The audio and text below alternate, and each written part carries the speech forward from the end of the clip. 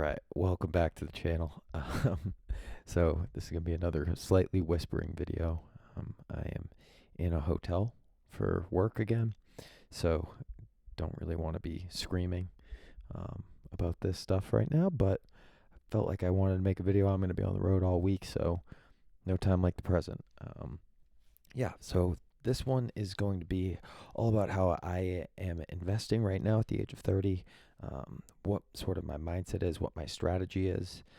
And yeah, I'd love to hear anyone else, sort of how old they are, what their strategies are right now, how they're thinking about investing in their own personal portfolios, how they would do it differently in mine. Anything like that, I'm really curious to hear. So please leave a comment down below. I'll read any of them if anyone does write anything. um, yeah, so let's jump into it. Really, what I start to think about are sort of three main pillars for my investing strategy right now at the age of 30. Obviously, first things first, my employer 401k. I think that it's kind of a no brainer. It's the lowest hanging fruit in some sense.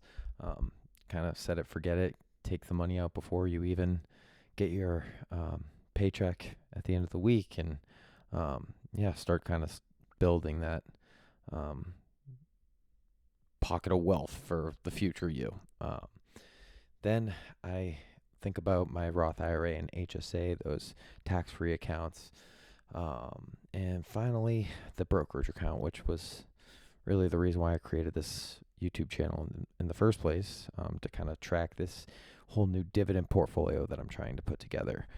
And so, taking each pillar one by one, my mindset with the employer 401k is really first things first, meet the employer match. Whatever they say in your onboarding letter or whatever, in their packet, if whenever you get a full time job, say they match 3%, I would make sure that I'm investing at least 3% into my 401k. Some more than likely I was doing more, but I really just wanted to take advantage of that employer match. And it's changed over the past 5, 7 years, however, 7, 8 years, I guess. I don't even know how long I've been in the real workforce, but something like that, 8 years probably. But yeah, things have changed. I've increased my contribution, things like that. But first things first, I always made sure that I was meeting that employer match. From that point, I actually jumped past this step two and I went on to Roth IRA and HSA, making sure that I invested into those, if I ideally maxing those out. And then if I were to max those out, I would come back to the 401k and increase my contribution percentage to ideally head towards that max limit of 23,500 per year. This is going to be actually the first year that I am able to max out the 401k, which I'm pretty excited about. Felt like it was kind of a milestone that I've thought about for a while, and just never really achieved it. I probably could have, but I just didn't change my percentage contribution or anything like that to actually hit it. But this year I am going to, so pretty exciting. And that's really it for 401k. For Roth IRA and HSA, I really just focus on maxing out those yearly contributions. So right now for a Roth IRA, under 50 is 7,000. For HSA, it is 4,300. It's, I guess, a really good problem to have, but right now my income is over that 165,000, so I actually can't contribute to my Roth IRA, which is kind of a bummer. I do like taking advantage of that sort of tax-free account, but obviously I'm in a fortunate position, so I can't really complain. But within these two positions, I'm really just focused on growth and sort of like that stable ETF, mutual funds, things like that. Something that has a good track record that kind of tracks the S&P or total market, just something that I can get some pretty consistent returns over the long term. That's sort of my mindset within these two accounts. And then if we actually go back up to the 401k, these are just in a target date fund. They're pretty, there's pretty low expenses overall. And I can kind of just set it and forget it, knowing that my money's going to kind of be put into some good positions and kind of change over time. So like a 2060 account or something like that, and they'll continue to adjust the portfolio as needed. But yeah, just target date fund there. And then for my own personal Roth IRA and HSA that I'm investing in, I'm really just focused on those mutual funds, ETFs, something that is relatively stable that over the long term I can see a consistent, like conservative 8% growth, something like that.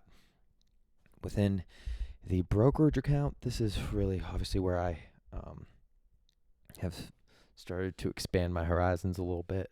I'm really focused here, or what I'm gonna be doing in the future is focusing on this like core position where 80+% is going to be in FXAIX, SCHD, and DGRO, where I can also have these satellite positions with crypto or individual stocks, but I'm going to make sure they're just smaller portions of the account in general.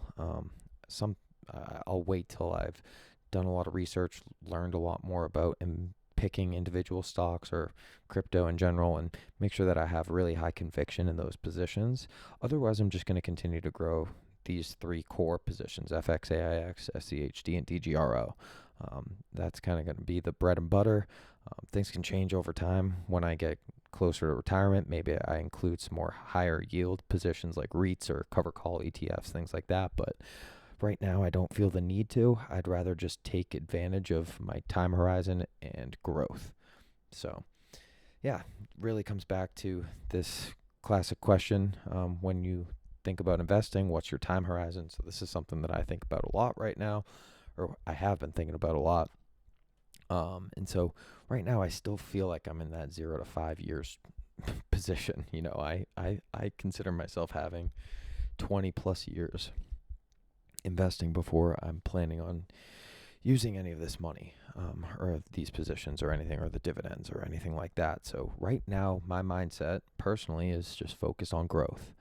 Take advantage of being able to withstand some of those bear markets that are going to happen, that always happen every decade, and continue to invest and make sure that I can build up on these positions. And then as I get near to that retirement age, I can just readjust my portfolio, go towards more high yield positions, like include REITs, things like that. I could always, when you look back, like sell off positions like FXAIX and invest in a covered call ETF or REITs or something like that, with some of that growth that I achieved in a position like that. So that's really the mindset there. And yeah, overall, just kind of reviewing everything. Employer 401k, I'm really just letting it be a target date fund through like Fidelity, for instance, just to make things easy, not have to think about it much. Roth IRA and HSA, just reliable, growth-focused ETFs, mutual funds, things like that.